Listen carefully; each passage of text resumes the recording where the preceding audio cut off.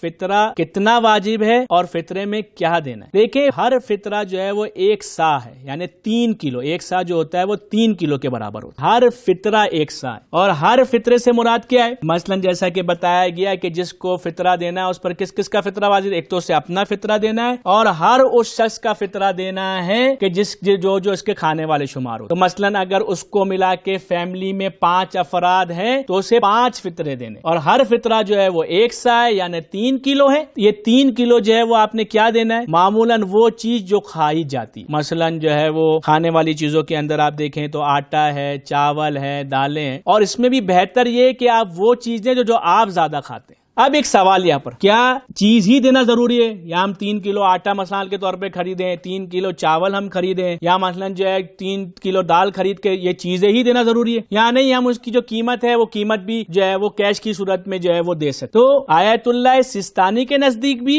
اور آیت اللہ خامنائی کے نزدیک بھی قیمت دی جا سکتی ہے. یعنی آپ اسے ضروری نہیں کہ آپ چیز خرید کے دیں، لیکن ایک امپورٹنٹ چیز کا آپ نے خیال رکھنا ہے. آپ نے نیت ضرور کرنی ہے کہ آپ کس چیز کی قیمت دے رہے ہیں. مثلا آپ کے ذہن میں ہے کہ میں 3 کلو آٹے کی قیمت دینا، تو آپ کے ذہن میں ہونا چاہیے کہ آپ آٹے کے مقابلے میں جو ہے وہ آٹے کی قیمت دے رہے ہیں.